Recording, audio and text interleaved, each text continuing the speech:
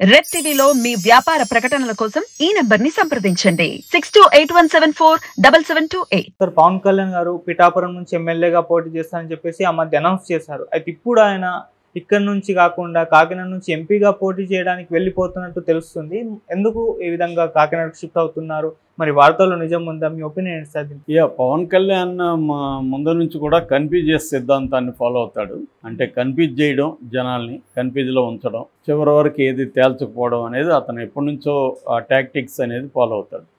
చాలామంది అతనే కన్ఫ్యూజన్లో ఉంటాడు అనుకుంటారు. అలాగే మాట్లాడుతూ ఉంటాడు. తాను కన్ఫ్యూజన్లో ఉన్నట్టుగా జనాలు నమ్మిస్తుంటాడు. ఇప్పుడు కూడా అతను ఫస్ట్లో ఏమో 2 నియోజకవర్గాల్లో పోటీ చేస్తాడు లాస్ట్ టైం లాగే అనే వార్తలు వచ్చాయి. ఒకటేమో ఈస్ట్ వెస్ట్ గోదావరిలో కావచ్చు, లేదా వైజాగ్లో కావచ్చు, ఇంకొకటేమో తిరుపతి.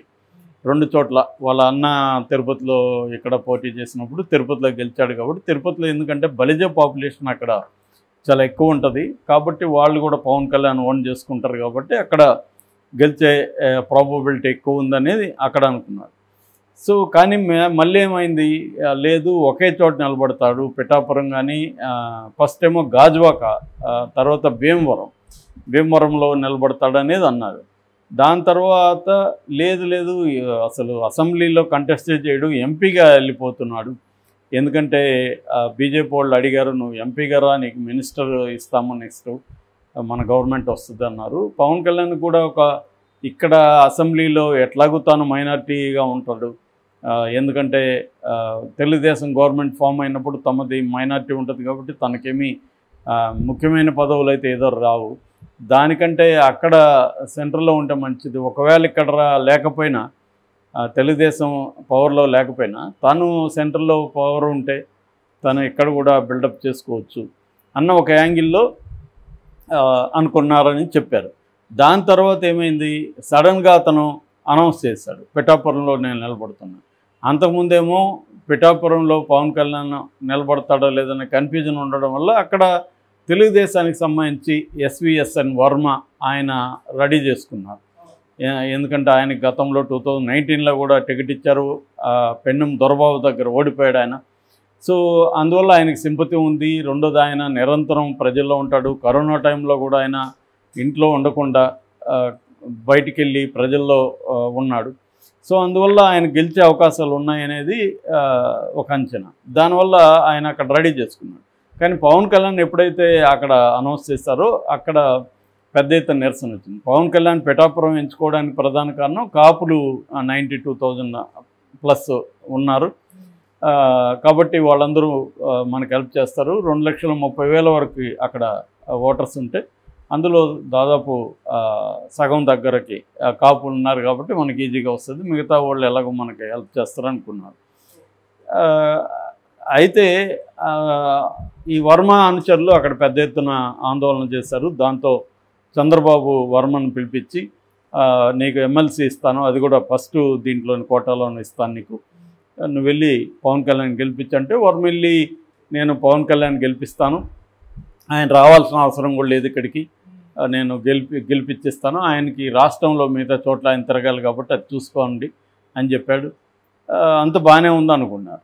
కానీ పవన్ కళ్యాణ్ మళ్ళీ ఏమైంది, కాకినాడకు సంబంధించిన ఎంపీగా ఉదయ్ శ్రీనివాస్, ఈయన్ని టీ టైమ్ శ్రీనివాస్ అని పిలుస్తారు. టీ టైమ్ అనే ఒక చైన్ ఈ అవుట్లెట్స్ ఉన్నాయి టీకి సంబంధించి. సో దాన్ని సంబంధించి ఈయన్ని ఎంపీగా అనౌన్స్ చేశాడు. ఆ టైంలో మళ్ళీ ఒక కన్ఫ్యూజింగ్ స్టేట్మెంట్ ఇచ్చాడు పవన్ కళ్యాణ్. అదేంటంటే, ఉదయ్ ఇక్కడ ఎంపీగా ఉంటాడు, ఒకవేళ అమిత్ షా కానీ నన్ను ఎంపీగా కంటెస్ట్ చేయమని సజెస్ట్ చేస్తే అప్పుడు నేను ఇక్కడ ఎంపీగా కంటెస్ట్ చేస్తా, ఉదయ్ వెళ్ళి పిఠాపురంలో ఎమ్మెల్యేగా కంటెస్ట్ చేస్తాను. ఇంతకంటే కన్ఫ్యూజ్ స్టేట్మెంట్ ఎక్కడ ఉంటుంది? నువ్వు అసలు ఎక్కడ పోటీ చేస్తావు, ఎంపీనా ఎమ్మెల్యేనా ఏమీ తెలియకుండా అట్లాంటప్పుడు ముందు ఎందుకు చెప్పావు? ముందు చెప్పేటప్పుడు ఆ 2 చెప్పు ఉండొచ్చు కదా, మళ్ళీ ఇప్పుడు ఇది ఎందుకు చెప్పాడు? అంటే పవన్ కళ్యాణ్ కంట్రోల్లో పవన్ కళ్యాణ్ లేడా, చంద్రబాబు కంట్రోల్లోనో మోడీ కంట్రోల్లోనో ఉన్నాడా అన్న విమర్శలు కూడా స్టార్ట్ అయినాయి. వీళ్ళు కూడా జుట్టు బిక్కుంటున్నారు పవన్ కళ్యాణ్ అభిమానులు. స్వామి ఏదో ఒకటి తేల్చండి, మమ్మల్ని ఇట్లా కన్ఫ్యూజ్ చేసి చావబోతద్దు, అని వాళ్ళు కూడా అంటే మేము ఎక్కడ పోయి నీకు క్యాంపెయిన్ చేయాలా, అక్కడ చేయాలా, ఇక్కడ చేయాలా, ఏం చేయాలి. దాంతో వర్మ ఇంకొక ట్విస్ట్ ఇచ్చాడు. వర్మ ఏమంటాడు, నీకోసం నేను త్యాగం చేశాను రా బాబు. పవన్ కళ్యాణ్ ఒక పార్టీ అధ్యక్షుడు కాబట్టి పొత్తులో భాగంగా మేము త్యాగం చేయమని చంద్రబాబు నాయుడు చెప్పాడు, చేశా. ఇంకెవరినో గొట్టంగా తెచ్చి ఇక్కడ పెడితే నేను ఎందుకు త్యాగం చేయాలి, అతను ఎలాగో గెలవడు ఇక్కడ. సో నాకు చంద్రబాబు కూడా ఏం చెప్పాడు, పవన్ కళ్యాణ్ కానీ ఎంపీకే వెళ్తే నువ్వే పోటీ చేయమని చెప్పాడు అని ఆయన అనౌన్స్ చేశాడు. దీంతో ఇంకా కన్ఫ్యూజన్ అయింది. అంటే చంద్రబాబు ముందే ఊహించి చెప్పాడా, ఒకవేళ పవన్ కానీ ఎంపీకే వెళ్తే నువ్వు ఇక్కడ చేయని చెప్పాడంటే అర్థం ఏంటి? అంటే వీళ్ళకి అందరికి ముందే తెలిసి ఒక గేమ్ ఆడుతున్నారా లేదా కన్ఫ్యూజ్ చేస్తున్నారా? అసలు పవన్ కళ్యాణ్ కన్ఫ్యూజ్ ఎందుకు చేస్తున్నాడు? కన్ఫ్యూజ్ ఎందుకు చేస్తున్నాడంటే ఒక ఎక్స్ప్లెనేషన్ ఏంటంటే వైసీపీ వాళ్ళు జగన్ చాలా పకడ్బందీగా పిఠాపురంలో పవన్ కళ్యాణ్ ఓడించడానికి సిస్టమేటిక్గా త్రిముఖ వ్యూహం అంటారు దాన్ని, త్రిముఖ వ్యూహాన్ని పన్నాడు అని. అంటే అక్కడ లోకల్గా వంగగీతని పెట్టడం, ఆమె ఎప్పటి నుంచో రాజకీయాల్లో ఉంది. పవన్ కళ్యాణ్ అక్కడ కూడా పప్పులో కాలేశాడు. ఆమె 2009లో ప్రజారాజ్యంతో రాజకీయాల్లోకి ప్రవేశించిందని మొన్న ఒకరోజు చెప్పాడు.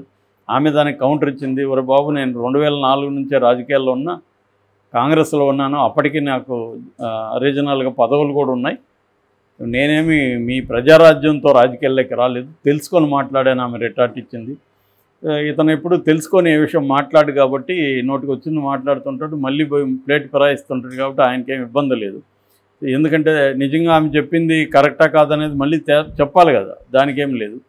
సో మొత్తానికి ఆమె 2009లోనే అక్కడ పోటీ చేసింది. దాని తర్వాత మనోడు చిరంజీవి కలిపేసేసరికి కాంగ్రెస్ నుంచి ఇటు వస్తే మళ్ళీ కాంగ్రెస్లో కలిపితే నేను ఎందుకు అక్కడ ఉండాలని ఆమె ఇటు వైసీపీలోకి వచ్చింది. సో దాని తర్వాత ఎంపీగా గెలిచింది. ఆమెను తీసుకెళ్ళి ఇప్పుడు పిఠాపురంలో ఎమ్మెల్యేగా జగన్ క్యాండిడేట్గా పెట్టారు. సో దాంతో ఏం చేస్తున్నాడంటే ఆమె కాపు కాబట్టి ఖచ్చితంగా ఆమె సీనియర్ లీడరు, అక్కడ పనిచేస్తుంది, లోకల్ కాబట్టి కాపు ఓట్లంతా వీళ్ళకి పడదు, కొంతవరకు కాపు ఓట్లు వస్తాయి. రెండోది ముద్రగడ పద్మనాభానికి కూడా మిషన్ ఆపరేషన్ పవన్ కళ్యాణ్ అనేది అప్పగించాడు. ఎందుకంటే గతంలో కూడా ముద్రగడ పవన్ కళ్యాణ్ ఛాలెంజ్ చేశాడు, నీకు దమ్ముంటే పిఠాపురంలో నా మీద పోటీ చేయని. ఆయన ఇప్పుడు టికెట్ ఇవ్వలేదు, కానీ ఇప్పుడు ఆయనకు కూడా పవన్ కళ్యాణ్ తను అవమానించాడు, వచ్చి కలుస్తానని రాలేదు, అంటే నన్ను పనికిమాలినోళ్ళలాగా ట్రీట్ చేశాడు అన్న ఒక ఆగ్రహం ఉంది. ఆల్రెడీ చంద్రబాబు మీద కోపం ఉంది. సో అందుకని పవన్ కళ్యాణ్ని ఓడించే కర్తవ్యం ఆయన తీసుకున్నాడు. ఆయన రహస్యంగా మీటింగ్లు పెట్టడం మొదలుపెట్టాడు కాపుల్ని ఆయనకున్న ఇన్ఫ్లుయెన్స్తో. ఇక మరోవైపు అసలు మొత్తంగానే ఇదంతా కూడా డీల్ చేస్తుండేది మిథున్ రెడ్డి, పెద్దిరెడ్డి రామచంద్ర కొడుకు. ఆయన ఎంపీ, ఆయనకి అప్పగించారు. ఉభయ గోదావరి జిల్లాలకి రీజనల్ కోఆర్డినేటర్ కూడా ఆయన ఆధ్వర్యంలో. అక్కడ ఇటుపక్క ఇంతకుముందు అక్కడ ఎమ్మెల్యేగా ఉన్న పెన్నెం దొరబాబుని, ఇటు దాడిశెట్టి రాజాని, ఇటు ద్వారంపూడి చంద్రశేఖర్ రెడ్డిని, వీళ్ళ హేమాహేమిలు వీళ్ళని అక్కడ దించారనమాట. సో వీళ్ళ ప్రధాన కర్తవ్యం ఏంటంటే అక్కడ కాపు ఓట్లు 95,000 ఉంటే బీసీ ఓట్లు 85,000 ఉన్నాయి. అంటే బీసీలో మళ్ళీ సెటిబల్జ, ఇటువంటి తూర్పు కాపు, ఇలాంటి మత్స్యకార, ఇటువంటి ఓట్లు అక్కడ ఎక్కువ ఉన్నాయి. సో వాళ్ళ మీద కాన్సన్ట్రేట్ చేయడం. సో కాపు ఓట్లు ఒకవేళ మనకు తగ్గిన బీసీ ఓట్లు మ్యాక్సిమం మనకు తీసుకోవాలని. అట్లాగే ఎస్సీ మాలా మాదిగా ఎస్సీ ఓట్లు కూడా 30,000 వరకు ఉన్నాయి. సో ఎస్సీ బీసీల మీద టార్గెట్ చేస్తే ఆ ఓట్లని మనం తీసుకోగలిగితే సునాయాసంగా పవన్ కళ్యాణ్ ఓడించవచ్చు అన్న ఒక వ్యూహం పన్నారు. రెండోది ఈ కన్ఫ్యూజన్ని, పవన్ కళ్యాణ్ మాటల్ని, వీటన్నిటిని కూడా వైసీపీ సోషల్ మీడియా బలంగా జనంలోకి తీసుకెళ్తుంది. అంటే మీ ఓటు చూడు ఎలా కన్ఫ్యూజన్గా ఉన్నాడు అన్న ఒక వ్యూహాన్ని కూడా బలంగా వీళ్ళు తీసుకెళ్తున్నారు. ఇందువల్ల పవన్ కళ్యాణ్ భయపడి పిఠాపురం నుంచి పారిపోయి కాకినాడ ఎంపీగా పోటీ చేస్తున్నాడు అన్న వార్తలు కూడా వైరల్ అవుతున్నాయి. అయితే పవన్ కళ్యాణ్ అఫీషియల్గా అనౌన్స్ చేయలేదు. కానీ వర్మ స్టేట్మెంట్ చూసినా, పవన్ కళ్యాణ్ మాట్లాడిన పద్ధతి చూసినా, పవన్ కళ్యాణ్ అయితే లాస్ట్ మినిట్లో ఎస్కేప్ అయితే ఉన్నాడు అనేది అనిపిస్తుంది. అంటే పిఠాపురం నుంచి వెళ్ళిపోయి అక్కడికి వెళ్ళిపోదాము అన్న ఆలోచనలో ఉన్నాడు. ఎంపీగా అయితే బెటరు అన్న ఆలోచనలో ఉన్నాడు. ఒకవేళ ఎంపీగా ఓడిపోతే కొంత సానుభూతి వస్తుంది, అప్పుడు రాజ్యసభకైనా బీజేపీ పంపిస్తుంది, ఆ రకంగా మనం కేంద్ర మంత్రి అవ్వచ్చు. ఇక్కడ అసెంబ్లీలో నిలబడి ఓడిపోతే ఇంతకంటే దారుణం ఉండదు. తెలుగుదేశం గవర్నమెంట్ వచ్చినా మనకు ఏమీ చేయలేం. దానికంటే వాళ్ళు చెప్తే మనం విన్నామనుకో, ఎవరు అమిత్ షా చెప్పిన సలహా వింటే, ఆయన చెప్పాడు కాబట్టి ఓడిపోతే, సార్ మీరే కదా సలహా ఇచ్చారు ఓడిపోయానని చెప్తే కనీసం రాజ్యసభనే ఇస్తారు అన్న యాంగిల్లో పవన్ కళ్యాణ్ ముందుగానే ఓటమికి ప్రిపేర్ అయిపోతున్నాడు అన్న ఒక వెర్షన్ అనిపిస్తుంది. ఏదేమైనా కొంత టైం గడిచినాక కానీ క్లారిటీ రాదు, ఎందుకంటే ఇంకా ఎన్నికలకి 50 రోజుల పైన ఉంది కాబట్టి పవన్ కళ్యాణ్ ఈ కన్ఫ్యూజన్ కంటిన్యూ కొద్ది కాలం చేస్తాడు.